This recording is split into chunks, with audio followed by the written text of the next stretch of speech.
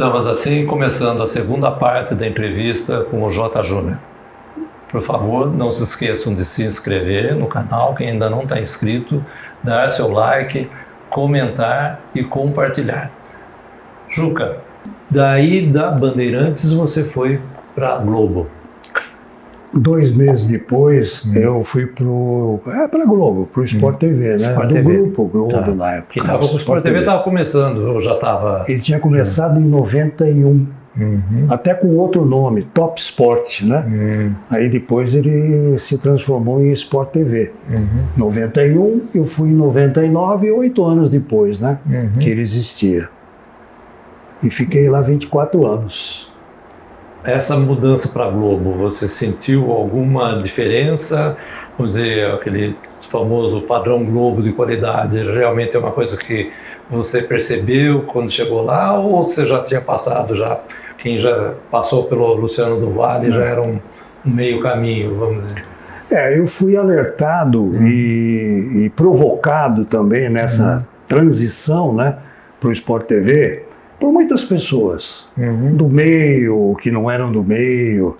Nossa, agora você vai trabalhar num canal por assinatura.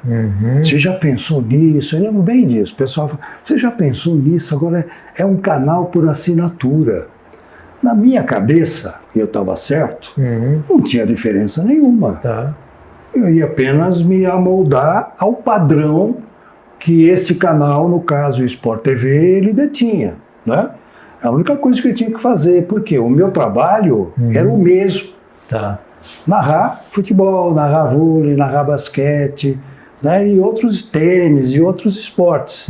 Então eu não tive assim nenhum impacto e não cheguei a ficar preocupado absolutamente pelo Sport TV. Pela Globo, eu já teria que me preocupar se eu fosse fazer jogos pela Globo, que eu nunca fiz. Eu apenas fiz intervalo, essas coisas assim, né? Porque a Globo já tinha, assim, realmente tinha uma coordenada, um padrão que você tinha que, se não seguisse a risca, pelo menos você não podia, né? Não podia sonegar aquele padrão. Tá. Mas no Sport TV não, a gente tinha muita liberdade, tínhamos muito espaço para você, claro, com todos os limites que a gente sabia que existiam, né? Inclusive até, vamos dizer, não pode mais ser assim, aquela narração informal, né? Existia sempre uma exigência que tenha que ser dentro desse padrão, dentro desse critério. Tinha que ser pessoal, né? Não podia ser intimista. Na Bandeirantes, por exemplo, você tinha liberdade, até porque o Luciano fazia muito isso, e você mandar alôs, né? Cheguei a receber alô do Restinho lá, americana, corintiano, né? Opa! Aí não, né? Mas então lá não. Agora, o tempo foi passando e com as mídias, as redes sociais, tudo aí, chegou uma hora que a ESPN fazia, né? E que a gente precisava fazer também. Tá. E aí começou a liberar. Começou a liberar através do Twitter, né? Agora é X, né? O Twitter é X agora. E, enfim, a gente tinha essa liberdade. Tá. Mas aí começaram a aparecer as pegadinhas, né? Aquelas pegadinhas. O nome do cara que dava uma alusão a... Os dois da ESPN lá ficaram famoseros. Aí eles, não vamos mais atender o telespectador, o assinante. Ele quer pegar a gente e nós não vamos abrir espaço para ele. Realmente tinha algumas até muito engraçadas. Muito, bem sacadas. Bem sacadas. Isso aí. Você sabe, eu falo assim que o futebol, ele faz o torcedor ficar bem próximo da irracionalidade total, né? E eu tenho uma história que envolve a sua figura.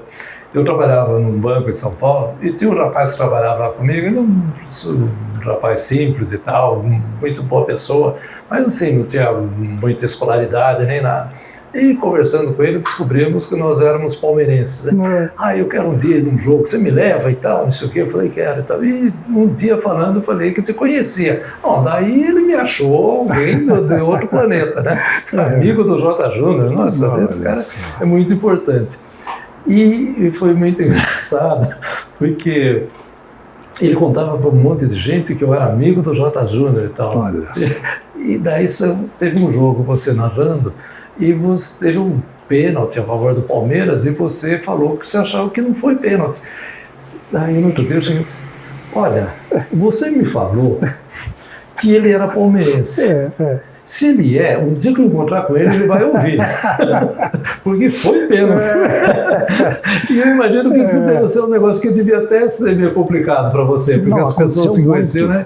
E outra coisa, né, que a gente vê muito assim, que eu acho assim, hoje nós estamos vivendo um período de uns anos para cá, de uns 10, 15 anos para cá, e que as pessoas encontram pessoas conhecidas, seja lá um político, seja um jornalista, que for, as pessoas parte às vezes por uma ação até meio de violência, né? Às vezes só na palavra, às vezes até fisicamente, né? E você chegou até algum tipo de problema assim, desse tipo, alguma vez ou não? Individualmente. Porque você sempre foi muito discreto, né? Você nunca foi de tomar assim posições radicais, eu sempre também tive uma coisa a meu favor, eu nunca fui comentarista. Também, o comentarista é que sofre mais. Né? O narrador, você está ali conduzindo o andamento do jogo e tal, né? Comentarista não, comentarista sofre muito esse tipo de cobrança, de pressão, porque ele tem que dar opinião, né? E evidentemente a opinião dele não vai agradar 100% ninguém, né? Ninguém vai agradar. Eu tive alguns problemas, mas pelo grupo, pela equipe, entendeu? Quer dizer, então não fui eu, todos nós tivemos. Pela equipe, né? Porque... Mas normalmente era o comentarista. Porque ele é corintiano, porque ele é flamenguista, porque ele não sei o quê, entendeu? A gente sofria. O próprio Palmeiras sofreu uma expressão lá, cara. E o Paulo César de Oliveira que fala, né, que quando ele é chamado para dizer se foi ou não foi isso, se foi aquilo, você vira de herói a vilão em segundos, né? Nossa. Primeiro você falou aquilo que o cara estava querendo ouvir, nossa senhora, ele é ótimo. O cara é bom. Esse fala, de repente você fala o que ele não quer ouvir, né? Exatamente. E eu sempre fui muito cobrado, entre aspas, naquilo que você colocou agora, sobre o seu amigo bancário. Eu sempre fui cobrado pelas pessoas mais íntimas, assim, né, que me conhecem, amigos. Algumas das pessoas que falavam que você era palmeirense, falavam assim, não é possível, ele não é palmeirense, você está enganado. Porque, e vou te contar uma coisa muito interessante em relação a isso. Rio Branco e Palmeiras, Palmeiras e Rio Branco. O Rio Branco ficou 16 anos na primeira divisão e enfrentou várias vezes o Palmeiras. E quem me conhecia na intimidade sabia do meu amor pelo Rio Branco e também pela simpatia que eu sempre tive pelo Palmeiras. Porque, na verdade, que ninguém nos ouça, eu sempre torci mesmo pelo Rio Branco. O Rio Branco sempre me deixou de cabeça baixa quando eu soube que ele não ganhou, né? Quando eu sabia, não ganhou, Palmeiras, tá bom, tudo bem, porque você sabe que, né, cada um tem uma... E Rio Branco e Palmeiras, uma vez, no Décio Vita, aqui em Americana, teve um lance parecido com esse. Chegando na área do Rio Branco, o Rio Branco chegando na área do Palmeiras, e um lance que suscitaria ali alguma... Foi pênalti, não foi pênalti, foi falta, não foi falta, né? E eu me atrevi a dar uma opinião contra o Rio Branco.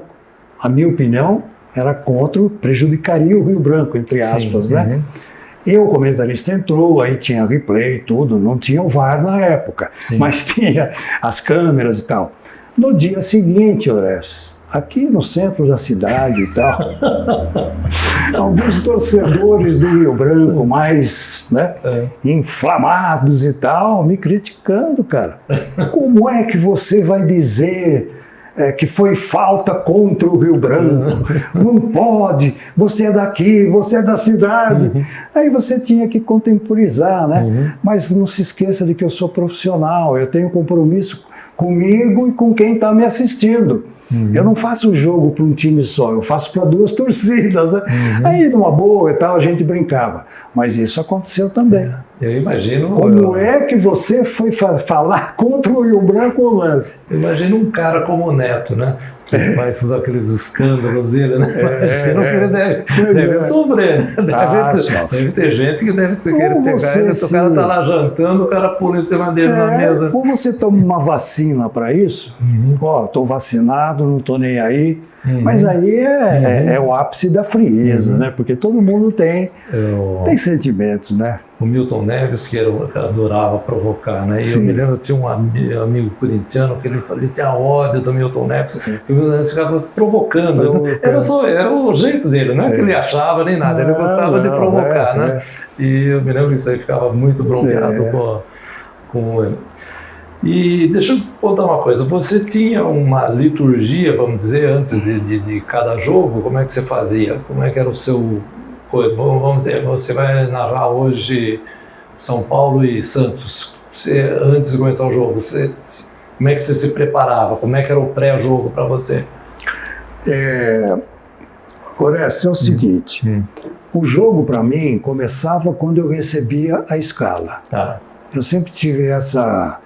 Né? Daí você ficava quieto num canto, vendo isso daí, ou você continuava no meio da turma? Antes não. Num canto, na minha casa, ninguém chegava perto de mim, nada, eu ia estudar o jogo.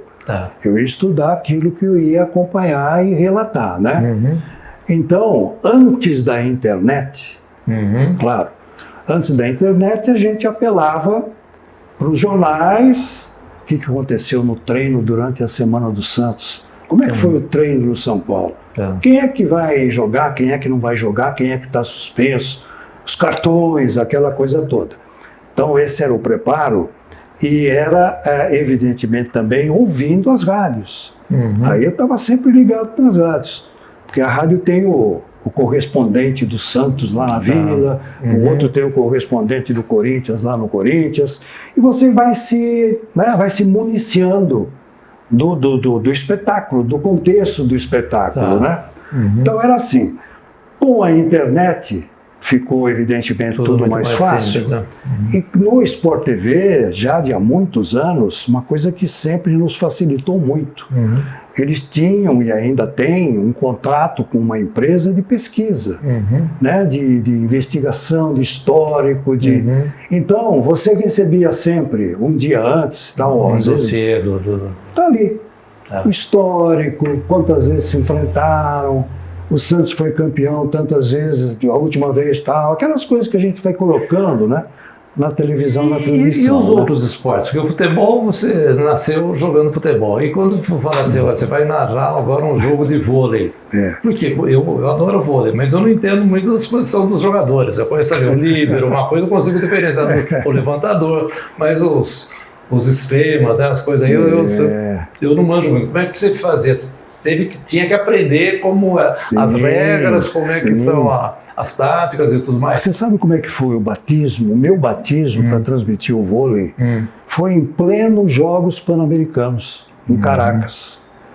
Porque eu fui para trabalhar pela Rádio Bandeirantes em 83, né? Eu não estava ainda na televisão. Ia fazer os boletins, aquela coisa toda para a rádio. E aí o vôlei brasileiro começou a dar uma... E a audiência começou a crescer quando o vôlei era apresentado. De outras seleções, tudo. E aí ficou faltando gente para cobrir a grade de programação lá em Caracas. E eu fui aproveitado, então, para ajudar o pessoal, né?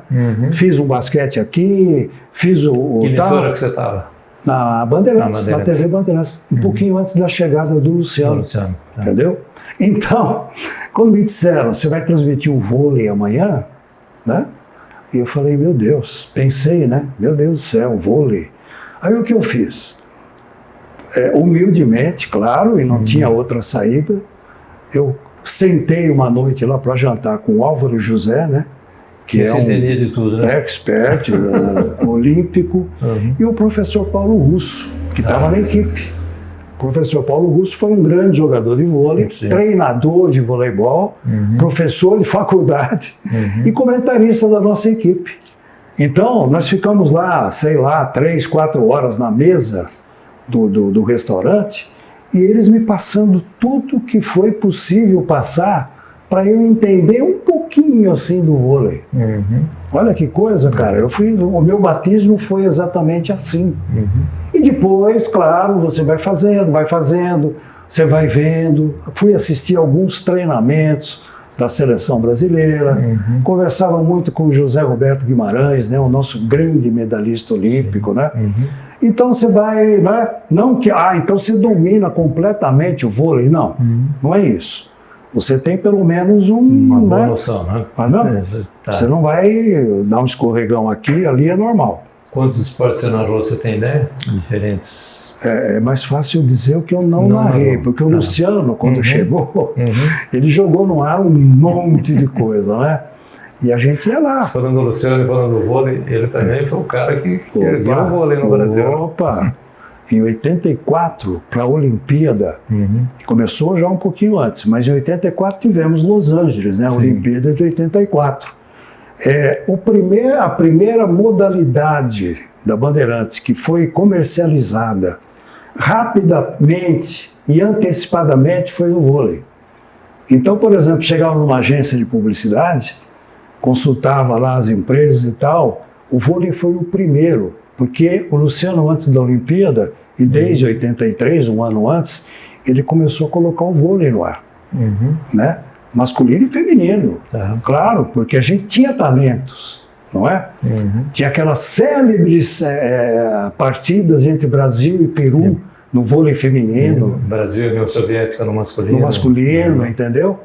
Então o que eu não fiz, que eu me lembro, o golfe, né? O golfe eu não transmiti, eu gosto de ver. Esgrima não fiz. Teve uma também. O beisebol. Também não transmiti nenhuma vez o beisebol. Mas de resto a gente fez tudo, né? Boxe, então. Quando surgiu lá o Maguila e tal. E eu tinha que transmitir, eu e o Alexandre Santos, né? As lutas preliminares. Quando era o Maguila, o Luciano assumia, lógico, evidente. Então, pouquíssimos eu não transmiti. Saudades? Muita saudade. Muita saudade, mas passa rápido. Eu me pergunto, né? E aí, como é que estão as férias, a aposentadoria? Sente saudade? Sinto. Mas olha, passa rápido. Não, mas dá saudade, sim. Né? Principalmente do convívio, né? Da equipe, dos amigos, as viagens que a gente sempre tinha contato com outros colegas das outras emissoras. Dá saudade. Dá sim. E muita história para contar, né? Isso é uma parte gostosa, né? Você tem até eu vi lá no seu Face, você conta algumas passagens até. Achei muito interessante. Sempre no Face é José Franciscani, né? Que chama essa página, né? Tem histórias muito engraçadas, muito tem umas historinhas lá para divertir um pouco. E como é que está sendo a aposentadoria? Então, fez um ano agora, né? Fez um ano. A semana passada fez um ano da aposentadoria. Estou definitivamente ciente, conscientizado de que não volto a narrar, né? Não volto por uma série de fatores, né? Não só o etarismo, né? Que a gente está usando muito hoje. E as empresas, evidentemente, não pensam assim, né? Eles querem, tá certo, vamos revelar gente, vamos colocar gente nova. A empresa trabalha assim, né? Com isso, né? E também por questões de, eu diria, cansaço, desgaste físico, desgaste mental, o tempo vai passando e você vai percebendo que você não tem mais aquela, a gente chama de agilidade mental, né? Porque precisa ter, né? Você vai narrar alguma coisa, você precisa, opa, né? E a gente vai ficando também mais rabugento, né? Então, toda a paciência que eu tive durante todo esse tempo, o pessoal que falava isso e tal, com os colegas de trabalho, eu nunca levantei a voz para ninguém, nunca ninguém me ofendeu, nada. eu entendia quando havia né, uma falha, um defeito. E eles entendiam também quando eu falhava, quando eu tinha problema, algum problema, né? Então, e hoje eu não sei se eu teria mais esse controle, esse equilíbrio, entendeu? Então você junta tudo isso. Parei.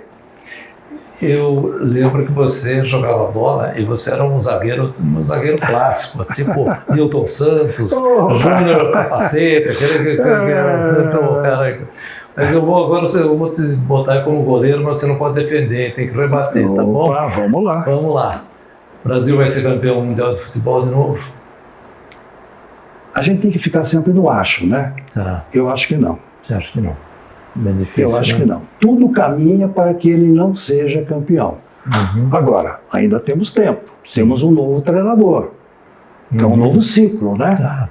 Então, a coisa pode mudar, mas a CBF continuando a ser do jeito que ela é, né? Ah, mas a CBF não entra em campo. Entra sim, claro que entra em campo, né? Ela é a dona da seleção brasileira, é ela que conduz, né? Que faz a caminhada da seleção.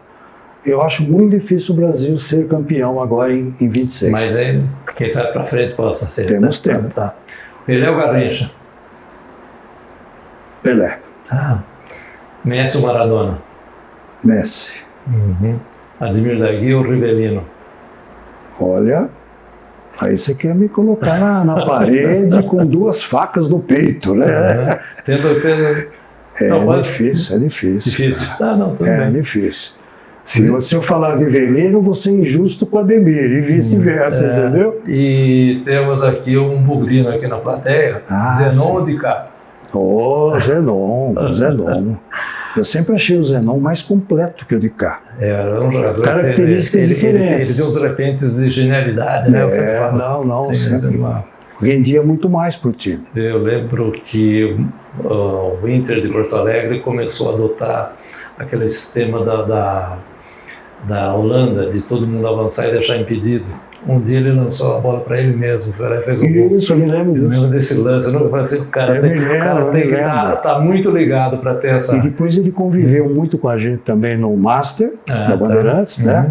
Já com não mais profissional, e foi comentarista também com a gente lá no Sport TV, né? Começo dos anos 2000. Além de jogar muito, conhece muito. Você percebe, você passa a bola para o comentarista, né? A gente que você opa, ele alertou para algo que eu não tinha percebido. Então a leitura de jogo também, né, ajuda para quem é do ramo. Ronaldinho Fenômeno ou Romário? Ronaldinho Fenômeno. Pedro Luiz ou Fiore Gilhote? Fiore Gilhote. Mas olha, com dor no coração, porque o Pedro foi um dos primeiros que me emocionou ouvindo o rádio. Osmar Santos ou Zé Silvério? Silvério. Luciano do Vale ou Galvão Bueno? Agora peguei. Luciano do Vale. Eu sempre pergunto aqui, geralmente a última pergunta, o que você gostaria que as pessoas lembrassem de você daqui 20, 30 anos, talvez você não esteja mais aqui? Como você gostaria de ser lembrado dos seus amigos, seus parentes, pelo pessoal da imprensa, enfim?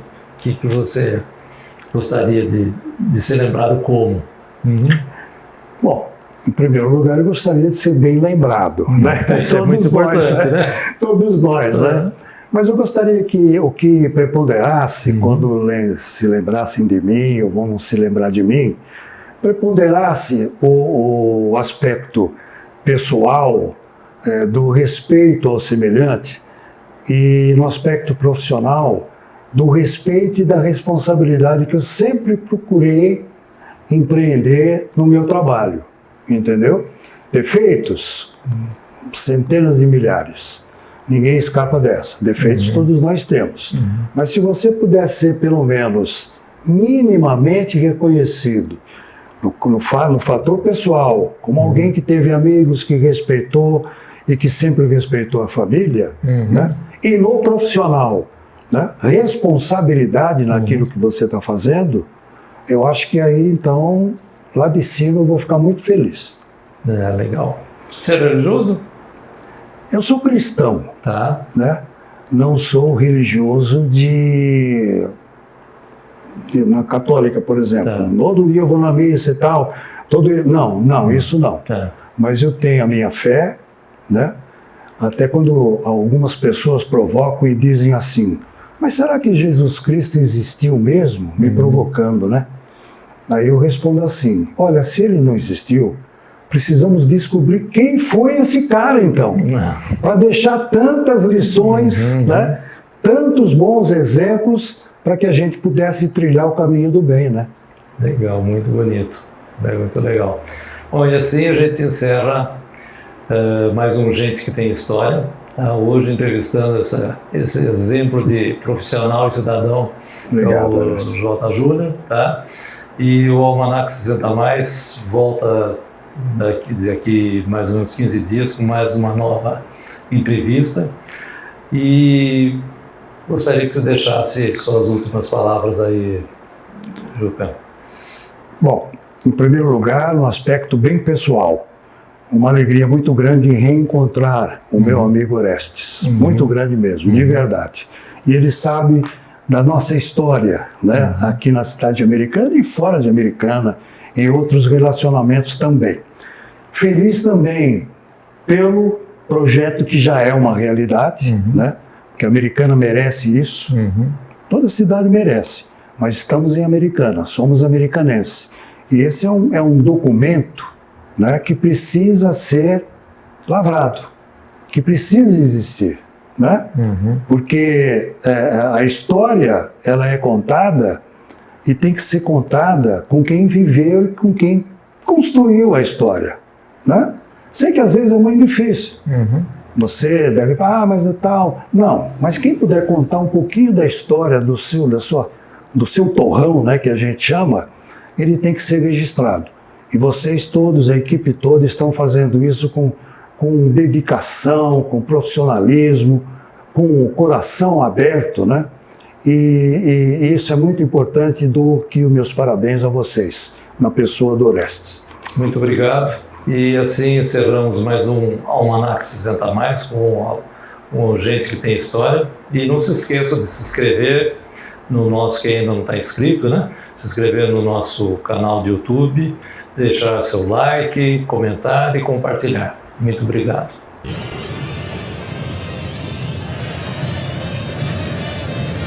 Olha o Fabinho, vai bater pro gol!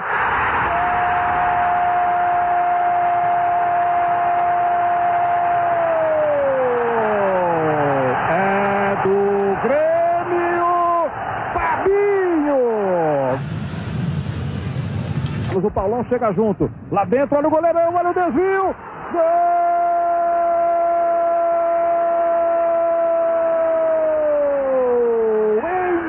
Do Palmeiras no Olímpico.